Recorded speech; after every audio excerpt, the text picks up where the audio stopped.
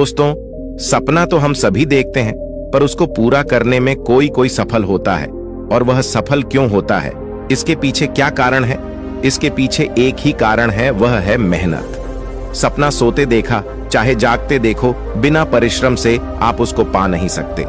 तो दोस्तों, एक कहानी के माध्यम से जानते हैं कि मेहनत करने से कभी नहीं डरना चाहिए, क्योंकि मेहनत से आपको सफलता हिम्मत के रूप में मिलती है।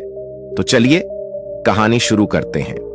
एक बार की बात है, पहाड़ी के नीचे बसे एक छोटे से गांव में एक जवान लड़का रहता था। वह लड़का उस पूरे गांव में अपनी आलस्य और काम चोरी के लिए प्रसिद्ध था। सभी गांववासी उसे आलसी के करीब पुकारते थे, क्योंकि वह पूरे दिन एक पेड़ के नीचे पड़ा रहता, झपकियां लेता और अपने भविष्य के बारे में अच्छे अच्छे सपने देखता। उसके दिन ऐसे ही आलस्य में गुजर रहे थे। लेकिन एक दिन उस गांव में एक बौद्ध भिक्षु पधारे, जो कि अगले 3 दिनों तक उसी गांव में ठहरने वाले थे।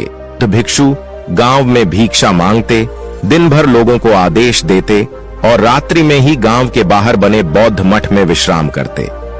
बौद्ध भिक्षु जब भी विछाटन के लिए जाते और शिक्षा लेकर वापस लौटते, तो वो हर बार उस जवान लड़के को उसी पेड़ के नीचे लेटा हुआ पाते। बौद्ध भिक्षु 2 दिनों तक ये सब देखते रहे और वो समझ गए कि ये लड़का मानसिक आलस्य का गुलाम है। तीसरे दिन जब बौद्धिक इच्छा लेकर वापस लौट रहे थे, तो वह उस लड़के के पास गए, जो कि अभी भी उसी पेड़ के नीचे लेटा हुआ था। भिक्षु ने लड़के से कहा, बेटे, मेरे पास तुम्हारे लिए एक काम है। मैं चाहता हूं कि तुम उस पहाड़ी की चोटी तक जाओ और वहां से मेरे लिए एक पंख लेकर आओ। लड़के ने लेटे लेटे ही अपना सिर पहाड़ी की तरफ घुमाया और उसकी सबसे ऊंची चोटी तक अपनी नजर दौड़ाई। उसके बाद उसने बौद्ध भिक्षुओं की तरफ देखा और उपहास उड़ाते हुए कहा, यह असंभव है, मैं उस पहाड़ी के शिखर तक नहीं जा सकता, मैं बहुत आलसी हूं।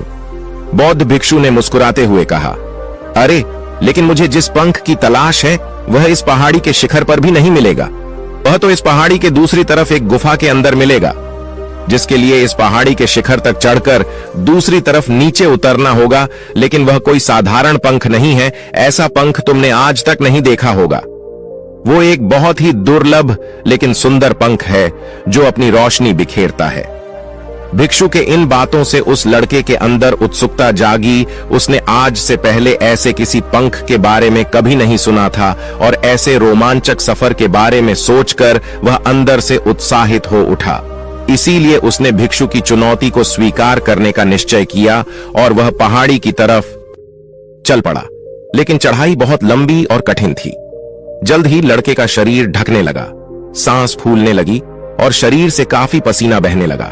लेकिन फिर भी उसने चलना जारी रखा। वो जैसे जैसे ऊपर और ऊपर चढ़ता गया, उसे प्रसन्नता और उत्साह की अनुभूति होने लगी, जिसे उसने आज से पहले कभी महसूस नहीं किया था। अंततः जब वह कड़ी मेहनत और लंबे प्रयास के बाद पहाड़ी के शिखर पर पहुंचा, तो वह पूरी तरह से थक चुका था। लेकिन वह बहुत खुश था। उसे अंदर से आत्मसंतुष्टि का एहसास हो रहा था। उसके चेहरे पर योद्धाओं जैसी मुस्कान थी, जैसे उसने कोई युद्ध जीत लिया हो। उसने पहाड़ी के सीकर से नीचे देखा। उसके सामने एक बहुत ही मनमोहक दृश्य था। उसने अपने अंदर एक उपलब्धि की भावना महसूस की, जो उसने आज से पहले कभी नहीं की थी। लेकिन असली चुनौती आगे थी। लड़के को पहाड़ की दूसरी ओर उतरना था और उस गुफा को ढूंढना था जहां पंख के मिलने की बात कही गई थी। नीचे उतरना और भी ज्यादा मुश्किल व खतरनाक था, क्योंकि ढलान ज्यादा खड़ी थी और चढ़ाई के समय लड़का कई बार लड़खड़ाया और गिरा भी था। तो वह डर भी उसके अंदर था। लेकिन भिक्षु को पंख लाकर देने के वादे की वजह से वह लगातार आगे बढ़ता रहा। काफी खोज, मशक्कत और कड़ी मेहनत के बाद जब वह अंत में गुफा तक पहुंचा, तो उसने देखा कि पंख वहीं पड़ा हुआ था, जो गुफा के प्रवेश द्वार से छानकर आ रही रोशनी में चमक रहा था। उसने पंख उठाया, लेकिन उसकी सुंदरता को देखकर अचंभित रह गया। वह काफी देर तक पंखों को ही घूरता रहा।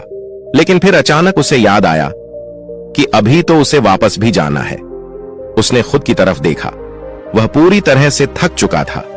वह चिंतित हो गया कि वह पहाड़ पर कैसे चढ़ेगा और भिक्षु तक पंखा कैसे पहुंचाएगा। एक पल के लिए उसने हार मानने के बारे में सोचा, लेकिन फिर उससे वह उपलब्धि और गर्व की भावना याद आ गई, जो उसने पहाड़ी के शिखर पर पहुंचने पर महसूस की थी। उसे एहसास हुआ कि उसके अंदर इस सफर को दोबारा पूरा करने की ताकत और दृढ़ संकल्प है। वह दोबारा पहाड़ी पर चढ़ने लगा। उसकी मांसपेशियों में दर्द हो रहा था, पैर कांप रहे थे, फेफड़े फटे जा रहे थे।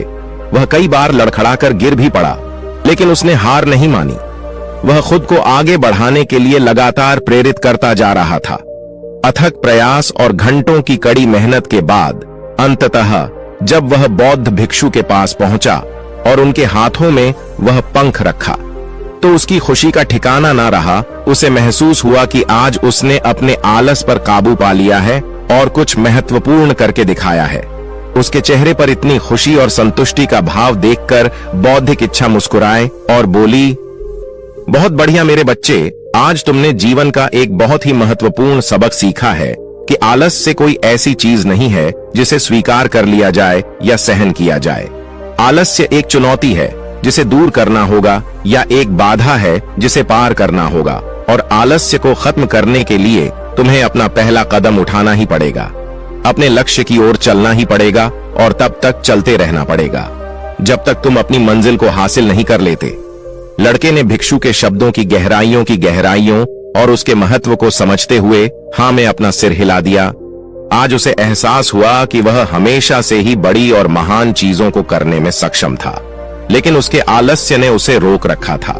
अब वह जानता था कि उसके पास अपने रास्ते में आने वाली किसी भी बाधा को दूर करने की ताकत और दृढ़ संकल्प है।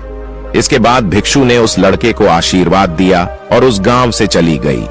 इस कहानी से सीखने वाली बात यह है कि जब हम असंभव लगने पर भी अपने लक्ष्य को प्राप्त करने के लिए खुद को आगे बढ़ाते हैं, तब हम अपने भीतर एक ऐसी ताकत और दृढ़ संकल्प की खोज करते हैं जिसके बारे में हम पहले कभी नहीं जानते थे। आलस्य पर काबू पाने के लिए हमें खुद को चुनौती देनी चाहिए और बड़े व महत्वाकांक्षी लक्ष्य बनानी चाहिए। फिर चाहे वह लक्ष्य कितने ही मुश्किल क्यों ना हो, हमें लगातार खुद को अपनी शारीरिक और मानसिक सीमाओं से परेड खेलते रहना चाहिए और असफलताओं व बाधाओं का सामना करने पर भी अंदर से मजबूत बने रहना चाहिए। हमें अपने लिए एक नियम बनाकर और उस पर टिके रहकर अपने दैनिक आदतों और दिनचर्या में अनुशासन और निरंतरता भी विकसित करनी चाहिए। हम कुछ ऐसी अच्छी आदतें बना सकते हैं जो हमें मन न लगने पर भी ध्यान केंद्रित करने और क्रियाशील बने रहने में मदद करती हैं। एक और महत्वपूर्ण बात, आलस्य पर काबू पाने का मतलब विकास की मानसिकता विकसित करना है। इसका मतलब चुनौतियों और असफलताओं को विकास और सीखने के अवसरों के रूप में देखना, न कि हर मानने के कारणों के रूप में है। विकास की मानसिकता को अपनाकर हम असफलता के बारे में अपनी सोच को नया रूप दे सकते हैं और इसका अपने सुधार व सीखने के लिए उपयोग कर सकते हैं। और अंत में हमें अपने आलस्य पर काबू पाने के लिए अपने आराम को छोड़कर जीवन की चुनौतियों और अवसरों को स्वीकार करना ही पड़ेगा। दोस्तों, उम्मीद करता हूं कि आपको इस वीडियो से कुछ सीखने को मिला होगा। तो मिलते हैं नए वीडियो के साथ, एक नई कहानी के साथ। तब तक के लिए अपना ख्याल रखिए। धन्यवाद। नमो बुद्धाय। और ऐसे ही प्रेरणादायक कहानियों के लिए आप हमारे चैनल के साथ जुड़े और हमारे बनोलता वॉइस चैनल को सब्सक्राइब करके बेल आइकन को दबा दीजिए ताकि आपको नोटिफिकेशन तुरंत मिल सके।